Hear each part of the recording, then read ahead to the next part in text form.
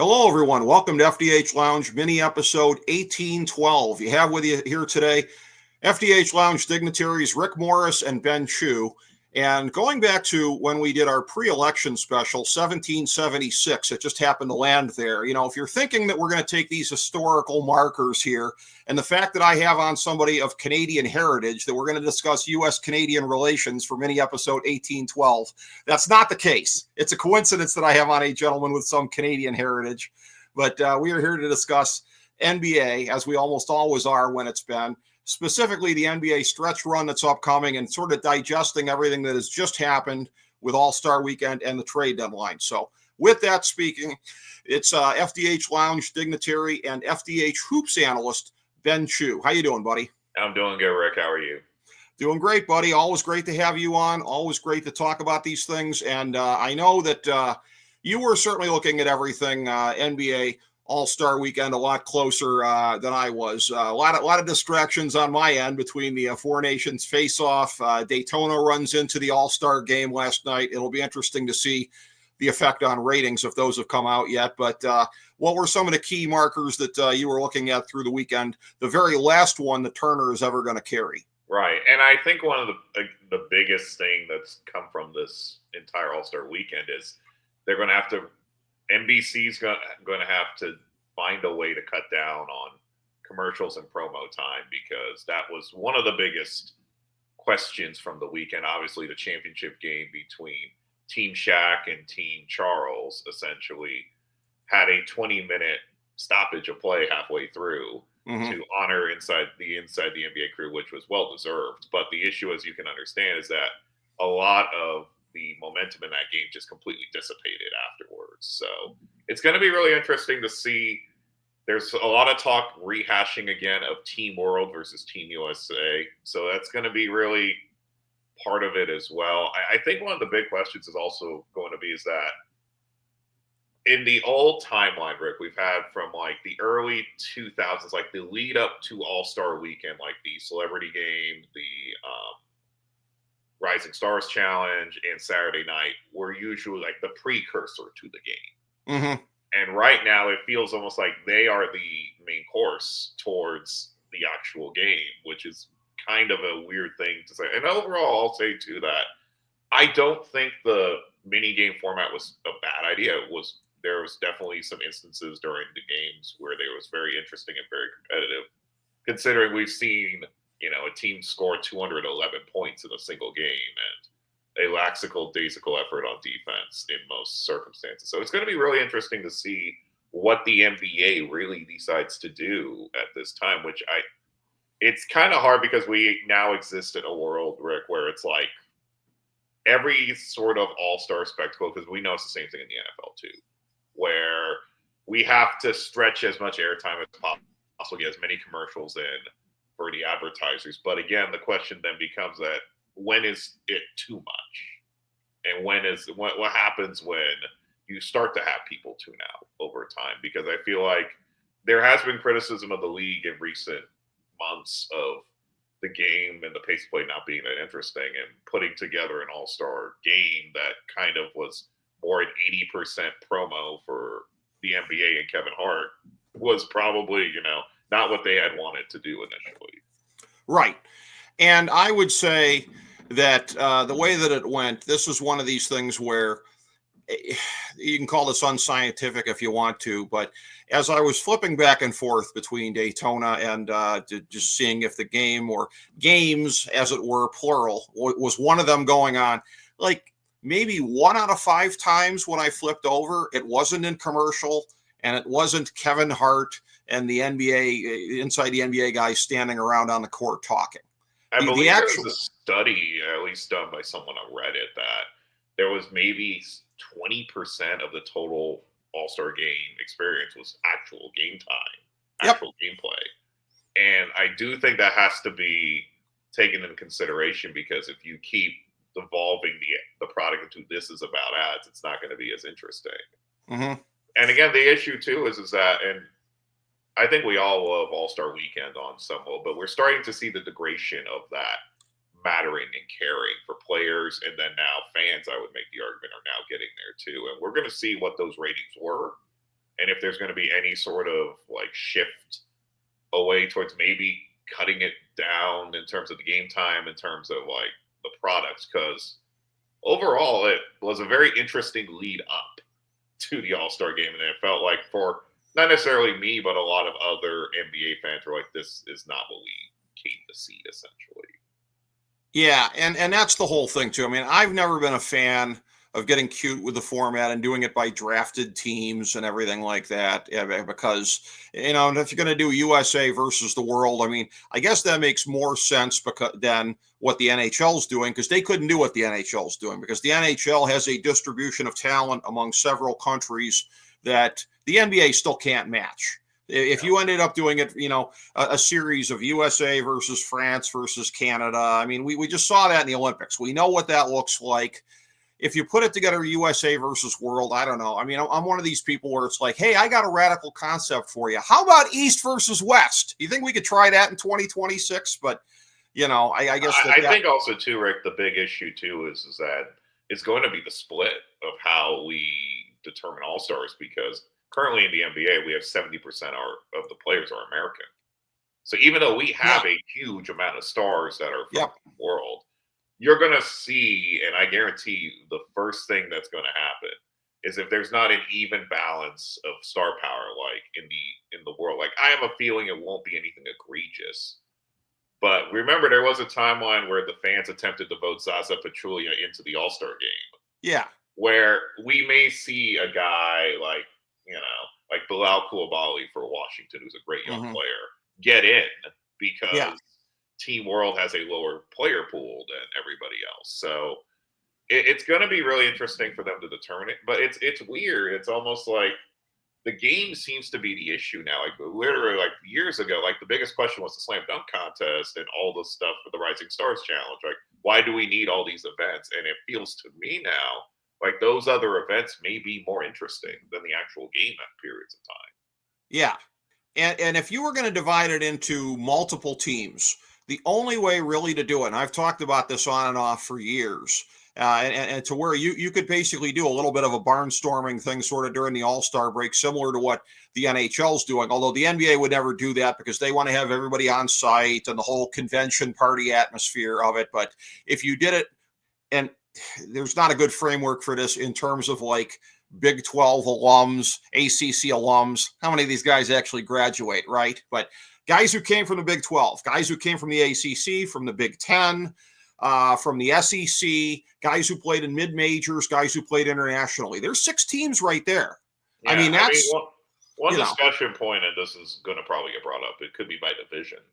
Could be by division. Where you're just taking the best players from each division. Although, I will say this, though. As a guy who every year in our Pro Hoops Draftology and Fantasy Hoops Draftology here are our 2 guides at the time of the NBA draft and fantasy basketball season here, making out divisional all-star teams for the year before, first and second team. It gets very thin when you get to the Southeast. The Southeast, brother, that's always a tough one to fill out. And I mean, the question too is that I'm not against the mini game format because it does bring some competition. But and you can just tell if you watch the championship game of the All-Star game. Like you could tell midway in the second half of that game, players were just doing the same All-Star stuff. They were dribbling around, taking deep threes, and just doing, And again, I don't really think there's a way you can fix this per se, but what you're going to have to figure out too is that do we really need this anymore? Like, do we need an All-Star game? It's a valid question. I mean, that's what the NFL did in moving it to the Pro Bowl games. You could really, if you wanted to, and we've discussed this, I think, on not subsequent, but prior podcasts or episodes. Like, you really could make, the Rising Stars Challenge and, the celebrity game be the Saturday event, and then All-Star Sunday night is essentially the dunk contest, the three-point contest, and whatever mini event you want at that point, whether it's a one-on-one tournament or whatever you think. So there is a way to not do it, but the thing too, and we've seen this too, and again, we know the NFL ratings-wise is usually bulletproof, but we've seen the degradation of Pro Bowl viewership go from when it was treated more like a game of 20 million people watching. Yeah. To now where it's barely scraping by, numbers that, 4 or 5 million people. So again, it's a question. I mean, Kevin Durant even came out and said, look, do we even need to have an All-Star weekend anymore? What's the point? Like, we can still, name All-Stars. We can still do these things now. Alibi it. No league is going to turn down free money, so I don't think that'll ever happen. Right. But the question I do think is, like, is there a reason to maybe pare the events down, cut the game out, maybe make it more simple, or, because honestly, too, I think if you really wanted to do this, you still can have all these events, and you can still play a celebrity game, and you can play, other things to fill the hole if you need the money or ad revenue dollars. But there's no perfect way at this point, to be honest. So no. And every time I was flipping over and seeing the lack of defense, I mean, that's what carried over from when there was 200 points being scored in a conventional All-Star game. And just looking at it, it was like they have somehow managed to take this thing and do even less with it. Make it into the old school version of the MTV Rock and Jock competition, except it's with NBA players. Was anybody dying to see that? Was anybody dying to be like, what I want to see is I want to see guys go out there and give it all the intensity of like Dan Cortez. I wasn't dying to see that, Ben. No, I hate to say it, Rick, the NBA All-Star Celebrity Game was more interesting than the actual All-Star Game. Probably. So. I'll have to take your word for it because I was glued to USA Canada. Yeah. Which, again, if you want to talk the exact opposite end of the spectrum for competitive juice and everything like that, it would be the Four Nations face-off. So yeah, and the thing too is that has to be something that's discussed at some point. The problem is, and I feel like we see this a lot more in the NBA than is in the NHL, that there is like a very specific like group of nations that play hockey. Yeah. In the NBA, you just have a lot of athletes from a lot of different places. And what ends up happening is that, sure, we can say world versus USA or even break it down to like France and Germany, but we always have all these other events usually. Right. During the year, whether it's FIBA, whether it's the Olympics, and the NHL at this time, simply, it's just mainly the Olympics and some of the smaller, men junior tournaments and all these other things. But at the end of the day, you only see it once in the Olympics. That's why Four Nations was so successful this year, because you put stakes on something. And again, the league's going to have to consider this because after a while, I think the ratings degradation is just going to continue. So you really are going to have to make something up almost to bring fans back. Now, Alibi, I don't think this is a priority for the league right now, but it's got to have to be discussed at some point. Yeah, they got to figure out what the way forward is. And again, NBC is going to have a vested interest in this as well, in terms of them taking it over and wanting to see it be, more than it is and better than it was. So, yeah, I mean, there are no easy answers necessarily to the direction that this is going in. But it has been something where, I mean, it just, there wasn't a whole lot that was memorable outside of some of the things from the skills competition and obviously the dunk competition and a few things like that. But I mean, how many takeaways on court were there for the whole weekend, aside from a couple of the, freak show aspects? Right. And I think one of the big things, too, is that it's really interesting that, of all people, Mac McClung, who's currently the G League MVP, is on Orlando's roster, is the biggest story from this thing. It's negative publicity, and then it's Mac McClung doing a reverse over a car.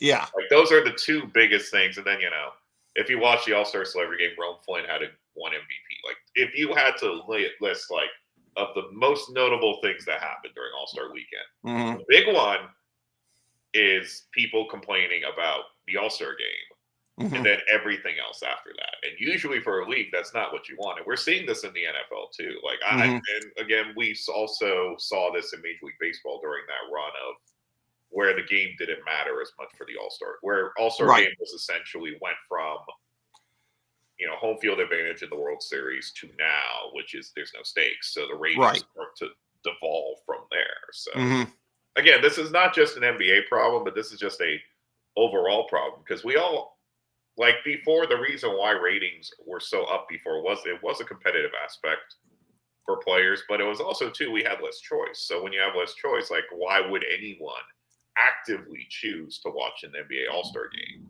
Yeah. That's somewhat competitive during the day. And I don't think once the cat's out of the bag, you can't throw the cat back in the bag at that point. So yeah, exactly. And so so there's a lot to kind of sift out of that as far as what happens when they're on the new TV deal next year. And again, what does NBC want to make out of it? Because I think there were a lot of very cautionary aspects of this one here that they're probably not going to be looking to replicate. So that's something that probably gets answered in concert between the NBA and the broadcast partner here.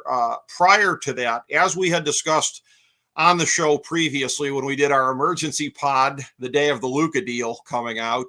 Again, a wild trading deadline to really kind of set the tone for this stretch run of the season that we're talking about here today. At the end of the day, there are a few more teams that are potentially in a conversation if everything goes right for them. But again, look at Dallas themselves. I mean, with Luka, they made that big run last year coming out of the middle of the pack in the West. That's what the Lakers would clearly like to replicate, acquiring Luka here. But again, the deal for Mark Williams and replacing the presence down low. That one goes through, although I think there's still talk about Mark Williams possibly being a buyout candidate. But so you've got that. You've got teams that are basically looking to join sort of the periphery of the mix. In terms of the major contenders here, Oklahoma City, essentially the trade that they made, I put that in air quotes here, was getting Chet Holmgren back. When you're getting an all-star level player back in your lineup, that's basically all you need to do. Boston, I didn't really feel the need to do much here, and they're in kind of a weird cap situation anyways. The Cavs, looking at what's been the long-standing question by a lot of people. It's not a question that I had as much, but a lot of people had about what do you do with the wing? They go get a true wing in DeAndre Hunter.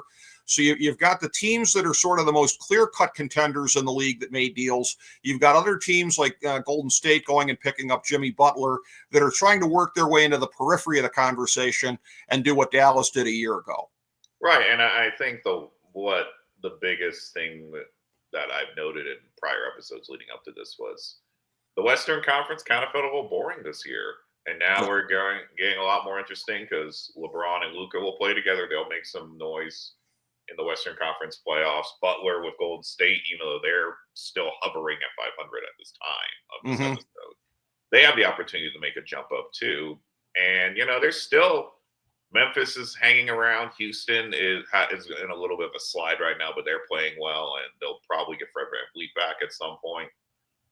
And then there's still, Dallas. You can't count them out just yet. I know they're really injured right now, but if they can kind of get themselves slotted in that 6 to 8 spot and face one of these younger teams earlier on, they have an opportunity to make a deep run. And the East is still pretty much, I think, the Eastern Conference. Like the Cavs got a lot stronger with Hunter's acquisition. And you're going to see, Boston couldn't really do that much. The Knicks really didn't have much cap room either to work with. And then on top of that, too, the the biggest deal of the Eastern Conference was Kyle Kuzma going to Milwaukee. And that right now has been looking like a very solid deal, sadly, because Chris Middleton had dealt with so many injuries that anything was an upgrade over the current version of Chris Middleton at this time. That being said, I mean, anytime Kyle Kuzma's the answer, if you're a contender, I don't think you're asking the right question. So, it might have been a situation, and I do a lot of times have sympathy for GMs that are kind of locked into a thing and got to do whatever they can. And it might have been one of those type of situations. But when you're talking about Dallas and the younger teams in the Western Conference here, do we want to say, as crazy as this is, do we want to say after the De'Aaron Fox deal to San Antonio that it is absolutely out of the question that if they draw the right opponent in the first round, that they may make it to the second round? Are we talking about San Antonio possibly already in the West semifinals?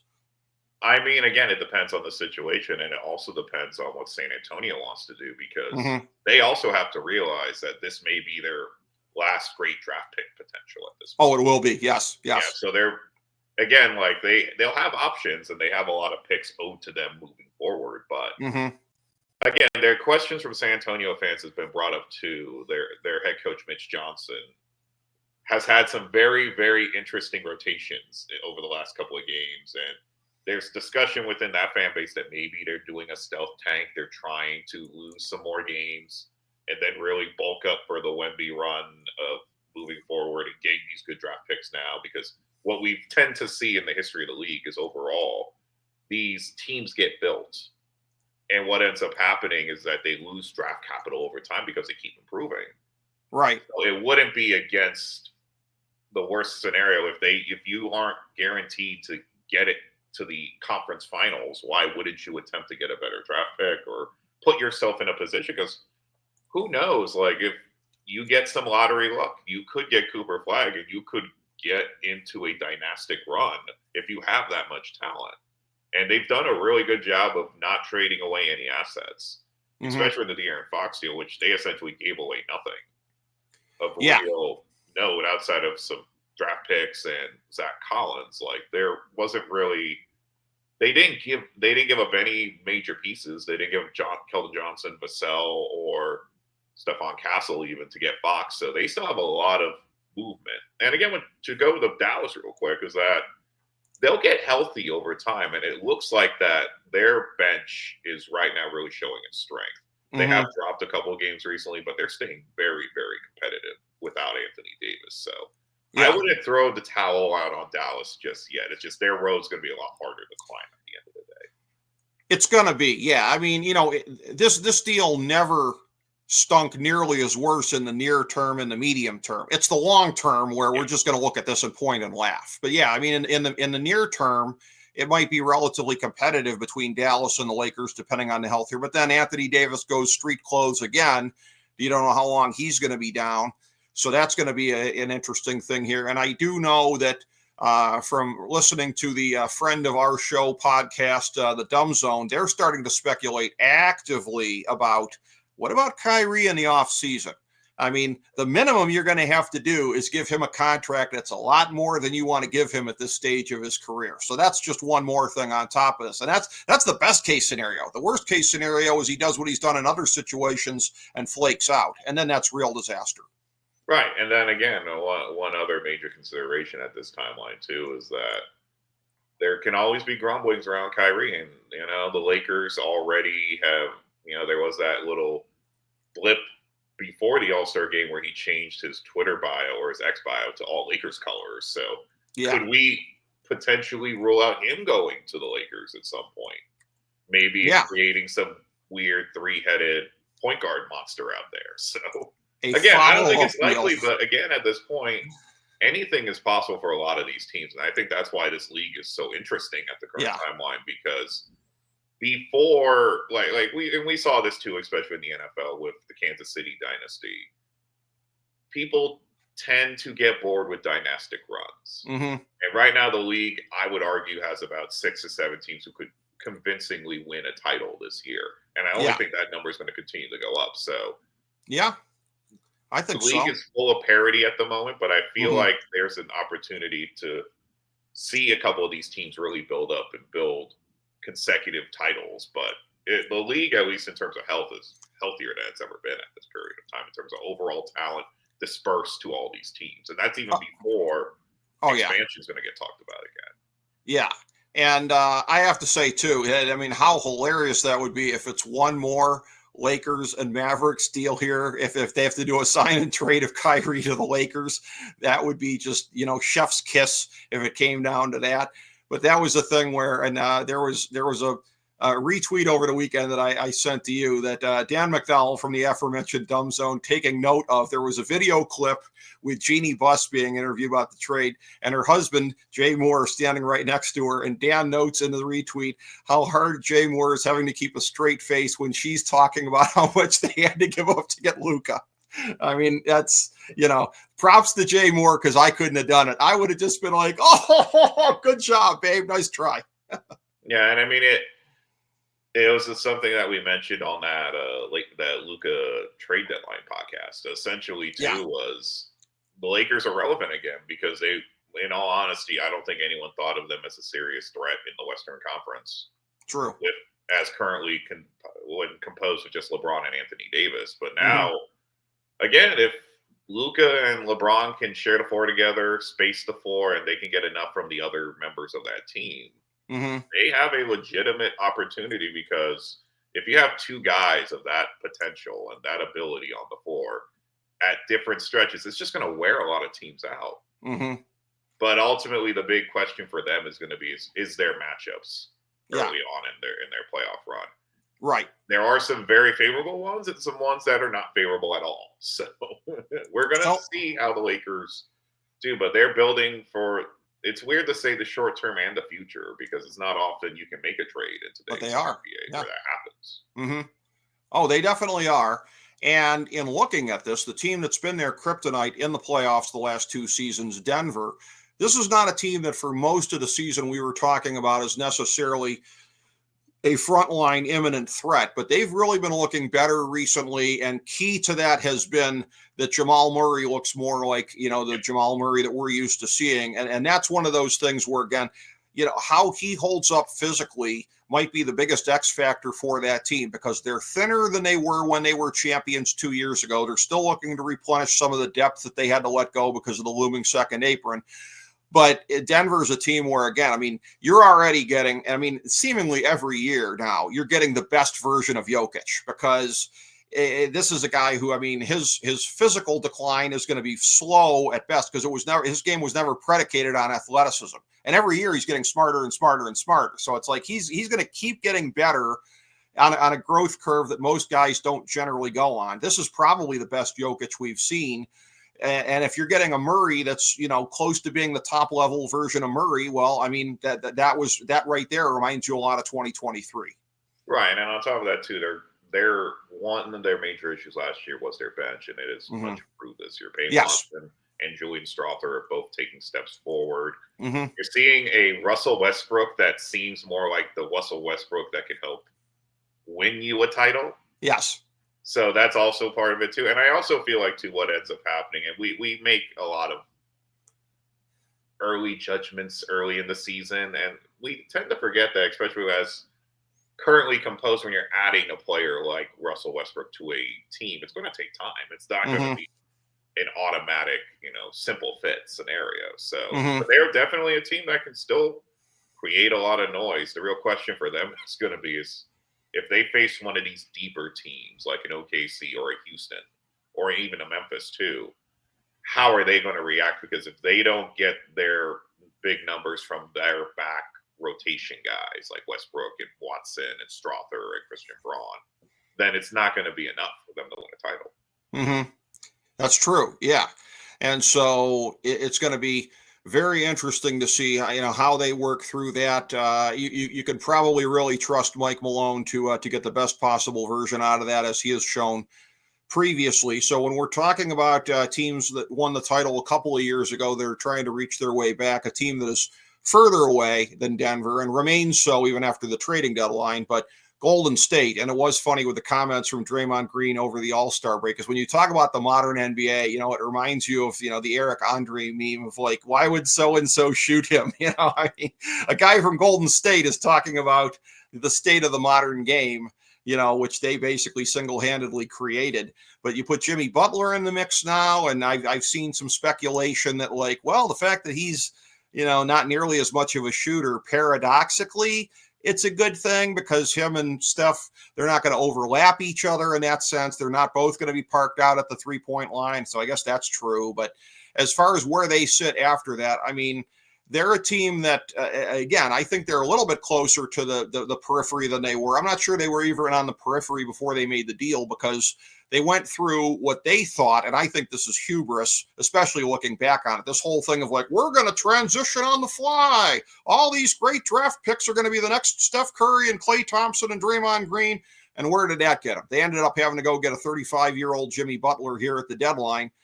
But in the short term, which is all that they're really looking for, Golden State seems to live from short term to short term for the rest of Steph's career.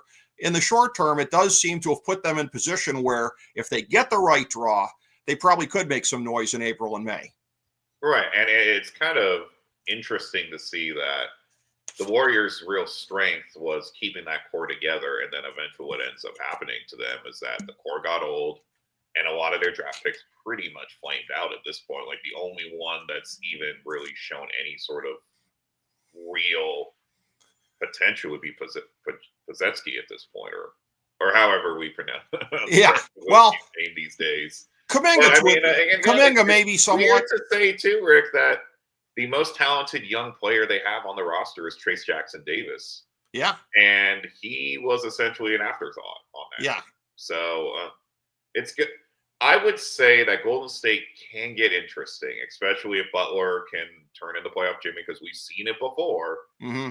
And as long as the rest of their back half of that rotation continues to play well and make some plays, and Buddy Hield, is still a great shooter, and they still got enough guys on, the periphery that they will stay competitive. It's just they don't really look like a favorite at this period of time in the Western Conference. And the problem is that we've seen this with teams every, iteration in the NBA and the NFL and I would say the NHL as well, where you're getting to the tail run of the dynasty and guys start to age out.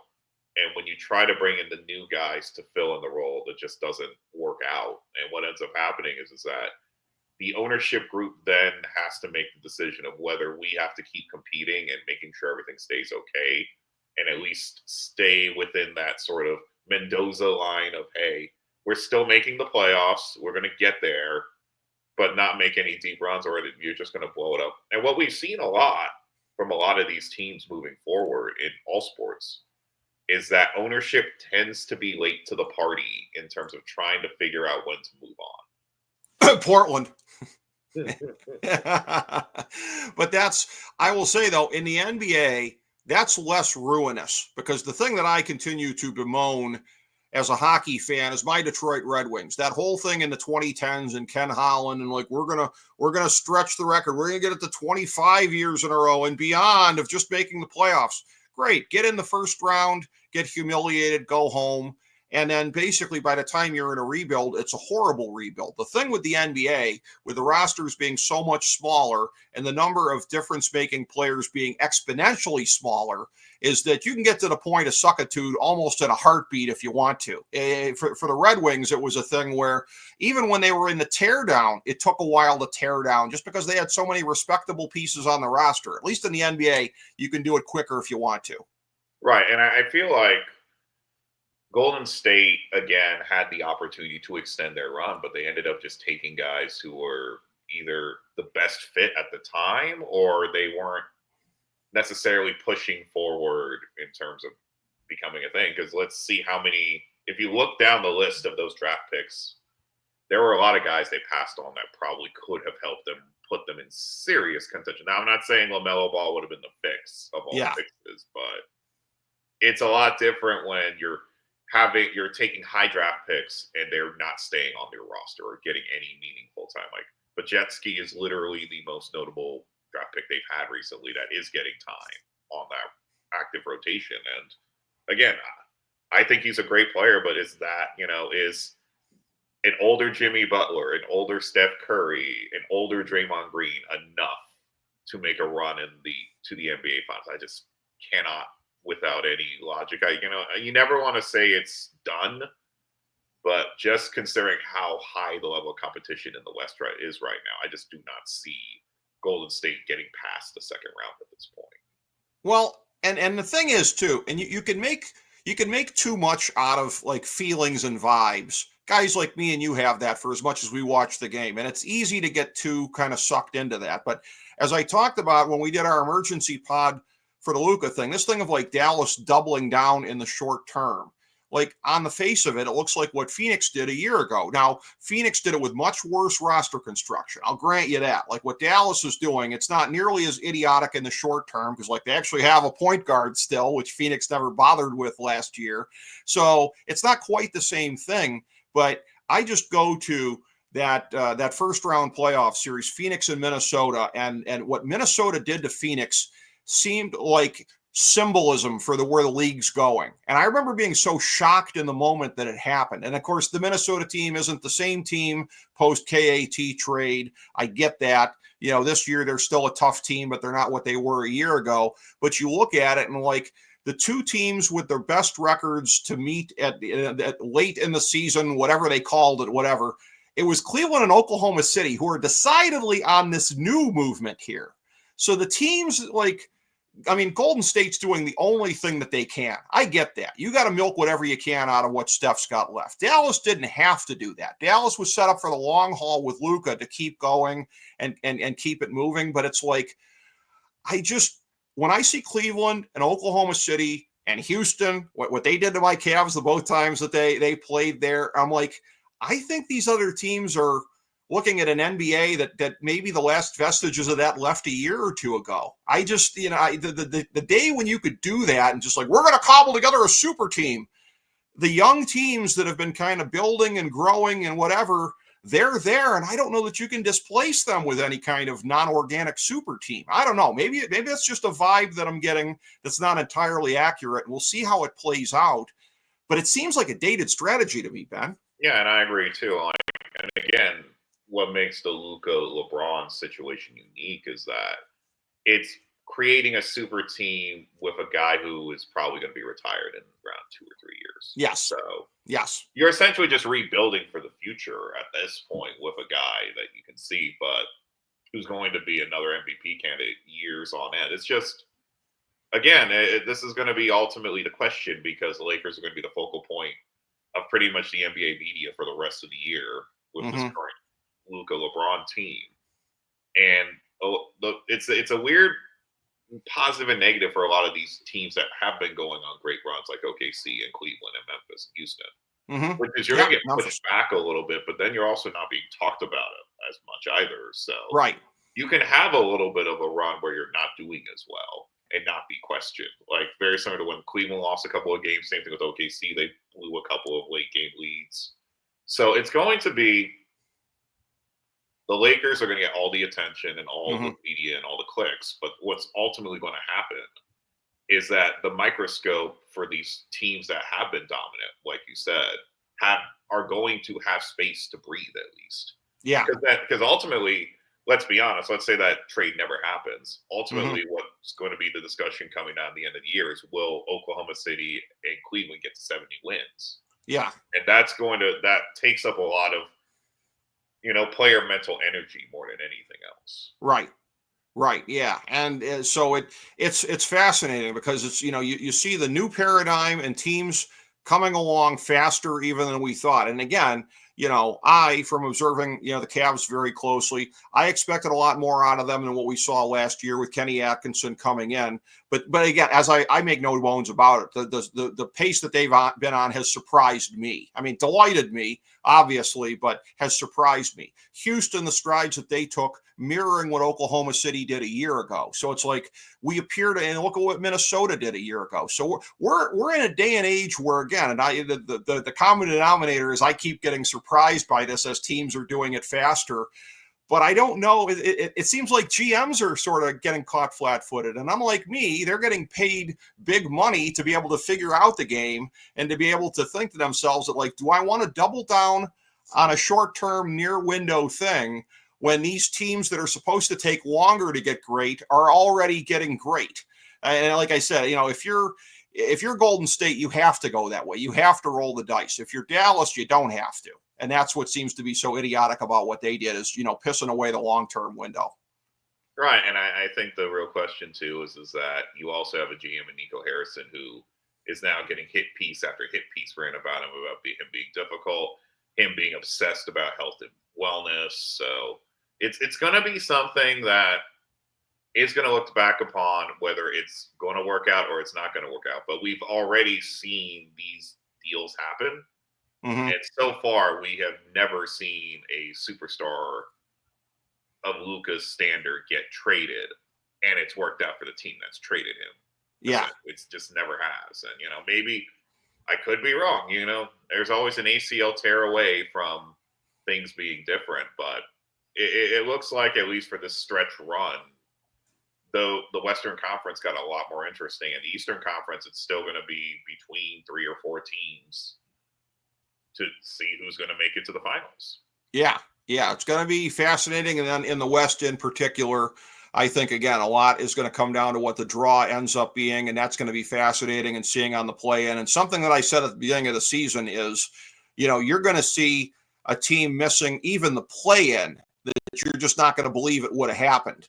Now, at the beginning of the year, I think we would have had Sacramento, penciled in relatively firmly as one of the top 10 teams. So for Sacramento to not even make the play-in right now, well, they traded away Fox. They've had a disastrous season. But, I mean, there could be somebody joining them on the outside looking in where we wouldn't have believed that at the beginning of the year because, again, keeping in mind, there was a thought that Houston could still be a year away. San Antonio was certainly at least a year away, weren't they? So, I mean, it's one of those things where it's a zero-sum game. Every time one of the young ones comes up, there's going to be somebody that you think is an established team that could be all the way on the outside looking in.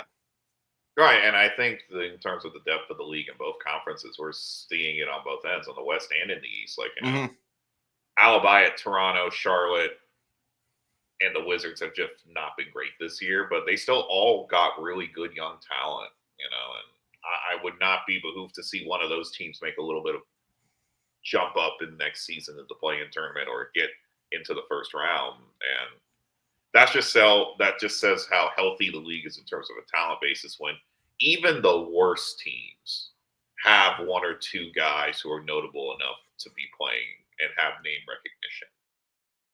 So overall, it's just going to, I think if we look at the league at this period of time, the depth is the best it's ever been, and then we're probably going to see even more depth when expansion occurs. Yeah. Oh, we absolutely are. By the way, speaking of Toronto, this is hilarious. Going back to trading deadline day, the number of different outlets that were doing YouTube live streams analyzing what was happening at the point in time, I can't remember for the life of me which one this was, but there was one of them, and somebody was just spamming in the instant comments here, "Welcome to Toronto, Devin Booker. Welcome to Toronto, Devin Booker." And I'm looking at this like, what did I miss? This couldn't have happened, right? And indeed it hadn't. But somebody was being a very, very clever scammer on that occasion, Ben. I mean, sometimes that happens. I mean, Brandon Ingram is in a whole other, there could be a whole podcast dedicated to the Brandon Ingram situation. Yeah. Yeah, and whatever happens there. But as far as what we're looking at for the stretch run here, again, like we said, probably not too different from, the major players in the East and the West coming in. It's whoever tries to sort of infiltrate that group there and try to, wedge their way into this thing like Dallas did a year ago, coming from the middle of the pack. Any additional thoughts that you have for either conference here post NBA trade deadline and pre-heading down the stretch? I feel like obviously it's going to be very interesting to see how the Lakers center rotation will be. Alex Len was signed by them late. Yeah. Is Jackson Hayes and Alex Len enough? We will see. I mean, the question ultimately too in the Eastern Conference is the Knicks have been up and down for over the last 10 to 15 games. Are they going to hit their stride and start to pick it up? Because right now, I don't think anyone would have thought that the Knicks would be the third team in the Eastern Conference competing. And then again, too, Boston has been also very up and down this entire season, where they went on a stretch where they lost to some of the worst teams in the league. And then they go back and they destroy some of the better teams in the league. So it's really hard to get a full read on how good they're going to be into the stretch run. That's right. And then the West is going to just be, it's going to come down to how Luka and LeBron play together. And it's going to come down to, will OKC be able to get over the hump? Because, again, and this is a point that has been made previously, they still have not gone past the second round of the playoffs. And even though they are the favorites in the Western Conference, and in my opinion, pretty wide favorites, they still have to win and get to a conference finals before we can treat them seriously as a contender. Agreed. Yes, they have to prove that after losing to the aforementioned Dallas Mavericks a year ago in the Western Conference semifinals, which again was surprising to me at the time that it happened. But again, the power of matchup too with Cleveland too on the same back end too, Rick. Like they still also have to get past and get past the second round. To be, sure. This seriously as a contender long term. This season is a flaming disaster on every level if they don't make it past the second round. I mean, I'm pretty confident that will be the case. But it will be a disaster if that doesn't happen. And in the case of the Knicks, all I can say as a Cavs fan is, Tibbs, don't you listen to the critics. Keep playing your five starters 40 minutes a night and more. That's the only way you can get them ready for the postseason. So keep doing what you're doing, Tibbs. That's all I can say. So as we head down the stretch here, again, I look forward playoff time to breaking it down with you. and taking a look and seeing specifically where it's going. But always a pleasure, Ben Chu, my great friend, our FDH Hoops analyst. Thank you so much for being here today to get into this stuff with me. Well, I appreciate it, Rick. Appreciate having you around, Ben. Thank you so much, and thank you, everybody, for checking out FDH Lounge mini episode 1812.